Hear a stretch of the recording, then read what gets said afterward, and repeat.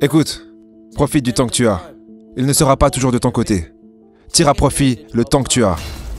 Vous connaissez tous le rappeur XXXTentacion, qui est malheureusement décédé suite à un assassinat à l'âge de seulement 20 ans. En réalité, certaines personnes se rappellent de lui pour ça, et d'autres se rappellent de lui pour le succès incroyable qu'il a connu dans la musique dans un laps de temps ultra court. Pour cet épisode, Ludo et moi nous sommes perdus dans les archives d'internet pour trouver ce fameux secret. Le secret que X attribue à son succès principalement.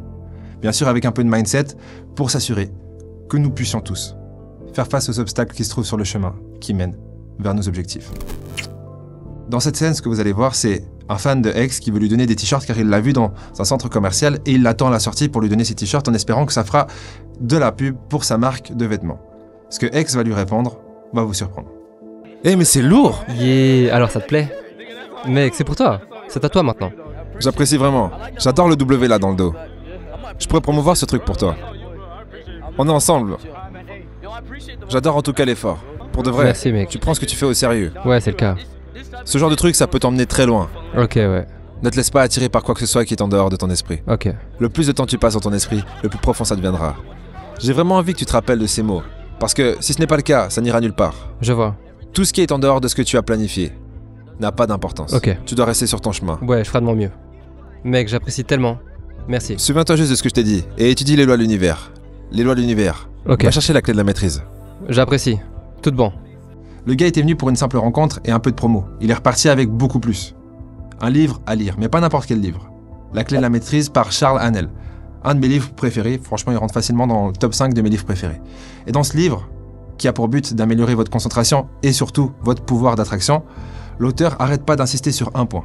Ce qui est important, c'est pas la lecture du livre ou l'acquisition des informations qui sont dans le livre, mais la mise en pratique des informations qui sont dans le livre. Et pour ce faire, il a mis au point 24 exercices à pratiquer tous les jours pendant 24 semaines pour atteindre un pouvoir d'attraction hors du commun. Je le rappelle, X attribue principalement son succès à la lecture et la mise en pratique des informations dans ce livre.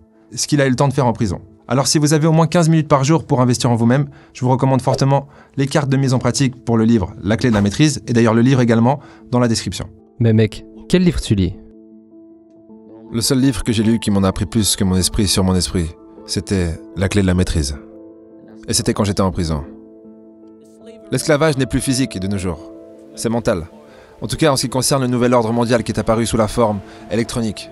Tu vois ce que je veux dire? Qui te prive de ton cerveau pour ce que tu pourrais l'utiliser. Ton cerveau n'est qu'un aimant qui attire ce que tu veux. Tu vois ce que je veux dire? C'est la loi de l'attraction, une loi de l'univers. J'étudie toutes les lois de l'univers. Et je les applique complètement. Tout ce qui peut m'enlever ma liberté d'esprit, ou qui me vole, on va dire tout ce qui peut faire que mes pensées se conforment. Je trouve que ces choses sont impertinentes. Ces choses ne m'apportent rien et ne m'ont jamais rien apporté. Toutes les choses sur lesquelles j'ai concentré mon esprit et que j'ai vraiment voulu mentalement sont venues à moi. Toutes les choses que je ne voulais pas vraiment, ces choses n'ont pas fonctionné. On pense souvent que d'obtenir ce qu'on veut, c'est là où se trouve la vraie difficulté, alors que c'est vraiment pas le cas. Quand on veut vraiment quelque chose, ça devient vraiment facile de l'obtenir. Ce qui est difficile dans un monde de distraction, où tout est distraction, c'est de vouloir vraiment quelque chose. Quand vous voulez vraiment quelque chose, c'est facile de l'atteindre. Mais lorsque vous le voulez parce que ça serait utile ou pratique, parce que sinon vous serez dans la merde, et là, si vous n'atteignez pas votre objectif, du coup, là c'est pas vouloir ça.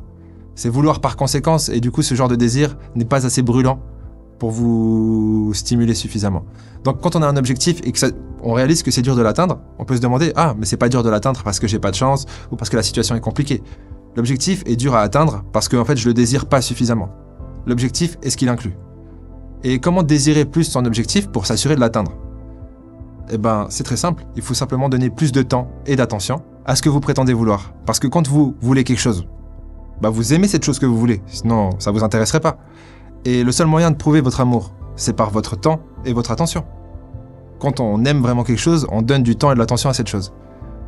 Et plus vous le faites, plus vous aimez cette chose. Plus le désir devient brûlant, plus l'atteignement du désir devient instinctif. Donner du temps et de l'attention à une chose vous fait naturellement aimer plus cette chose. C'est prouvé scientifiquement. Donc si vous avez de la peine à atteindre votre objectif, donnez plus de temps et d'attention à cet objectif et ce qu'il inclut. Le désir ne deviendra que plus brûlant, et plus le désir sera brûlant, plus vous serez naturellement proche d'atteindre votre objectif. En vrai, la chose dont tu as besoin, c'est d'augmenter ton amour-propre. Tu dois augmenter la quantité de temps que tu passes avec toi-même. Lâche ton téléphone. Déconnecte-toi de ce putain d'internet. Sois une personne et apprends comment est-ce que tu peux t'aimer. De cette façon, on pourra arrêter le cycle de destruction. On pourra arrêter le cycle de la haine.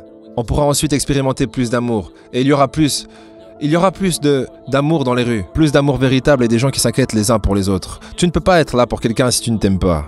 Tu dois voir les comportements que tu as, que tu n'aimes pas. Et tous ces problèmes que tu crées pour toi-même, que tu n'aimes pas. Si tu veux vivre une vie heureuse. Tu n'es pas censé, lorsque tu te retrouves seul, commencer à te détester. Tu es censé voir ce que tu n'aimes pas chez toi et changer. C'est ce qui est. Tu n'as qu'à changer. Tu devrais prendre une seconde pour t'asseoir et observer tes modèles de comportement. Est-ce que tu bouges quand tu ne veux pas bouger? Est-ce que tu t'énerves quand tu ne veux pas t'énerver? Tu dois absolument régler ces choses si c'est le cas. Et tu dois être là pour toi. Et ça rend la vie tellement meilleure. J'apprends à le faire maintenant. Et ça rend ma vie 10 fois meilleure. Ça aide à te sentir bien. Il a dit tellement de choses. Dans le fond, j'ai juste envie de rebondir sur le fait que les immatures essayent toujours de changer le monde qui les entoure. Alors que les sages n'essayent de changer rien d'autre qu'eux-mêmes. Que le monde soit d'une façon ou d'une autre, que l'esclavage ait pris une forme mentale ou pas, le seul chemin qui mène à la libération, quelle qu'elle soit, c'est un chemin intérieur. D'ailleurs, c'est pas moi qui le dis, c'est Socrate. Il l'a dit mot pour mot, il a dit « Connais-toi toi-même et tu connaîtras l'univers et les dieux ». Lorsque X fait référence au fait de se contrôler et le pouvoir qu'on a de changer, sachant qu'on n'est pas des statues, ça me rappelle forcément l'exercice numéro 1. Et j'ai mon deck, évidemment. L'exercice numéro 1 du livre La clé de la maîtrise, qui dit « à atteindre une maîtrise complète du corps ». Est-ce que vous êtes d'ailleurs capable, pendant 15 à 20 minutes, de vous asseoir sans bouger involontairement, sans bouger le moindre muscle? La plupart d'entre vous allez dire oui. En réalité, c'est beaucoup plus compliqué qu'il n'en paraît. L'idée, c'est que si on ne se contrôle pas, on est contrôlé par quelque chose qui n'est pas forcément nous. Et lorsqu'on est contrôlé par des impulsions, un ego ou différentes envies passagères, il est vraiment difficile, voire impossible, d'atteindre un objectif conséquent, comme être heureux par exemple. Personne ne peut expliquer pourquoi tu es en vie. Personne ne peut te sauver, à part toi. Tu dois concentrer ton esprit sur les choses pour lesquelles tu as envie d'investir ton esprit. Si tu crois en quelque chose, tu peux le réaliser. Maintenant, ça ne veut pas dire que tout le monde doit devenir un rappeur. Ça ne veut pas dire que tout le monde doit devenir un putain de peintre ou un artiste. Ce n'est pas ça que je veux dire. Ton art peut se trouver dans tes émotions. Ton art peut être dans ton esprit. Maintenant, tu peux être un docteur, et ça peut être une forme d'art. Tu peux être un thérapeute, et ça peut être une forme d'art. C'est la façon dont tu fais ces choses. Tu comprends? Le comment. De quelle manière est-ce que tu fais ces choses? La façon dont tu traites ça. Tu vois ce que je veux dire? Même les relations amoureuses ou amicales peuvent être une forme d'art. Tout ça est mental. Maintenant, avoir un but. Tu es la seule personne qui peut créer ton but. Personne ne peut créer ton but à ta place. Personne ne peut te dire qui être. Donc l'objectif est de créer ton propre objectif. Et en termes d'évolution, tu dois évoluer vers cet objectif. C'est plus facile de vivre quand tu as des buts à atteindre. Tu comprends? Si tu as un but à atteindre, eh bien tu ne te sentiras pas autant vide. Et tu comprendras pourquoi tous les jours, tu te lèves et tu regardes cette personne dans le miroir. C'est le côté cool avec ce jeu. Tu peux devenir exactement qui tu veux devenir. Souvent on pense qu'on pense comme on pense parce qu'il nous est arrivé ce qui nous est arrivé. Mais il nous est arrivé ce qui nous est arrivé parce qu'on pense comme on pense. Il y a des gens qui subissent de la douleur sans souffrance. Et il y a des gens qui souffrent sans douleur. Tout ça pour dire que quoi que vous viviez, c'est pas vraiment ce que vous vivez. C'est ce dont vous interprétez de ce que vous pensez vivre. Et dès le moment où on se rend compte que la vie est un jeu mental, le jeu peut commencer. Du coup, bonne partie. Il me reste plus qu'à distribuer les cartes. Au prochain épisode. Oh, quel dommage. Les gens qui souffrent le plus et qui l'ont à la dure finiront par réussir au final. Je vous le promets. Vous n'aurez pas la vie la plus dure éternellement.